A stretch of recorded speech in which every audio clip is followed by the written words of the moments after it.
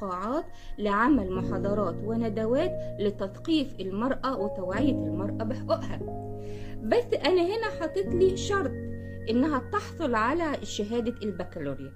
الشرط ده هو اللي بيخليه فاصل لاختيار إحدى سيدات التي نهضت بالمرأة المصرية. هدى شعراوي لا، دي كانت من ضمن المتظاهرات في ثورة 19. درية شرف الدين أولى السيدات المصرية التي بعثت في بعث إلى الخارج لفرنسا للحصول على الدكتوراه في مكانة المرأة في الإسلام. ملك حفني ناصر هي أول من لقبت ببادية الصحراء.